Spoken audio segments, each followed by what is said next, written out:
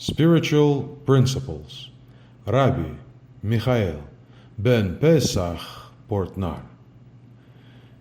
The 30th spiritual principle. All the powers of the higher are also always present in the adjacent lower. From part 4 of Talmud Eser Sfirot. Please refer to the written materials for the text in Hebrew. All the potential of the higher in its eternity is also always present in the lower, which receives all the achoraim which are in the higher. For it is the principle that all the forces that are in the highest are always in the lowest from him, that he receives with necessity all the achoraim that are in the higher to him in the lower.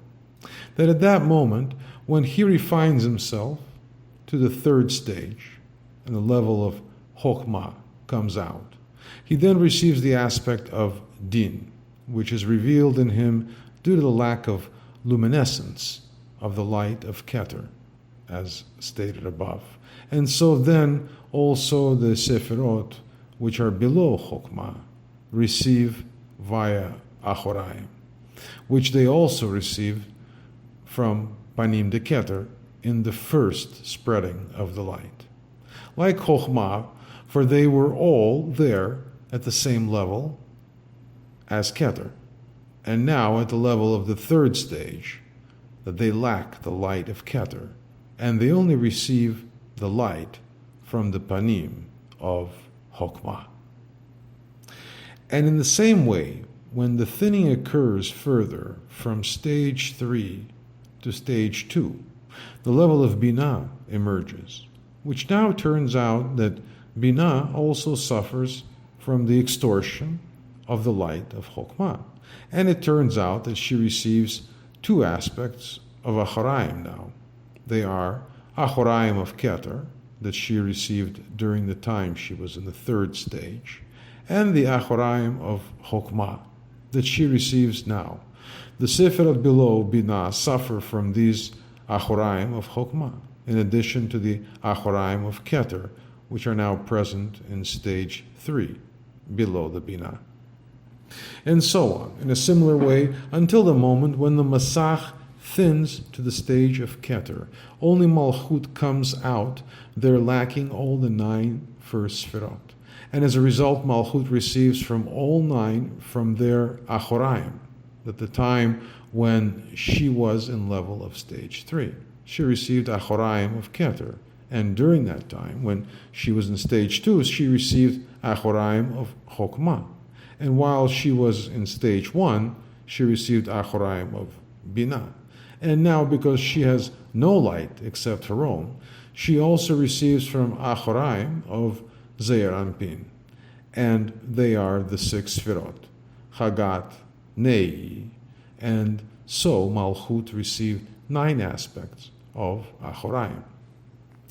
We also studied in the Zohar, in the section of the Otiyot of Rabbi Chamenuna Saba, came in the letter Samech, etc., that in me is the support to the ones who fall, as it is written, as Samech states to the Creator.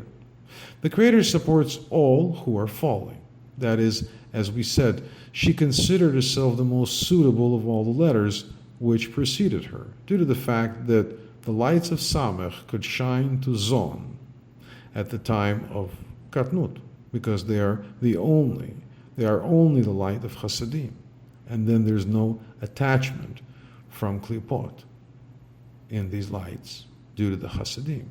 Because the external Klipot run away from the lights of Gar de Binah.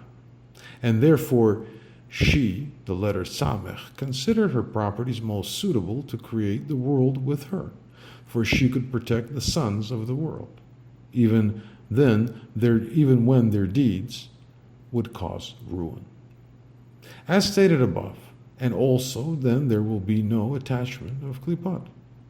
As we see already from the beginning, when creating the world, the Creator obliges the upper to help the lower. so that the upper would stay in its place and protect the lower. So the upper does not leave in its place, or does not leave its place for any reason. We see that no punishment can come from the above.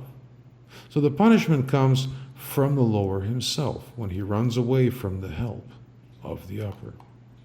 What we're talking about now is before the creation of the world, when, as it were, negotiations between the letters and the Creator were conducted. But as soon as the creation was created, there were no longer any contradictions and dissents in the universe itself. Everything fell into place, and all the letters, the higher powers of the universe, were satisfied with their purpose. It must be, however, remembered that the upper gives to the lower, but only when the lower awakens. Thus, they feed one another due to their interaction. And on what basis can the upper give to the lower? Only on the basis of the masachim, which remains in the lower. When the lower rises to the upper, where does the masach go? It rises first to the lower part, to nei, and there's the masach, which remained at the upper step, which was the state ibur, the state of a fetus. That is, the bottom one rises and receives from the higher masach to the nefesh. Then, when the fetus is born, he goes to the masach of the present katnut and receives the higher, the ruach. We must remember this, and then you will not be confused, since there is such a rule that when the upper level builds itself completely, it goes through all the stages, ibur, yenika, imochin. It builds a complete partsuf, and only then it can give to the lower one. The upper level gives to the lower from those masachim with the help of which she built herself. Ze'ah first builds his nukwa, which is in him. Everything consists of masculine and feminine. And when he has built up his nukwa, the nukwa is then severed away from him, which was previously attached to the Zeir Anpin as a point. Zeir Anpin begins to give her from the same elements of the construction of her nukwa. First, Ze'ah and nukwa were on the same level. Chesed, Guvara, Tiferet, and then nukwa could not receive because she had chokmah, but she did not have chasadim. It was the same in nukwa de Ze'ah, the nukwa of Zeir Anpin herself. That is, she diminished herself and became like a tail under the Yisod de Ze'ah. And in the Ze'ah, Zeir Anpin itself, it is called nukwa de Ze'ah.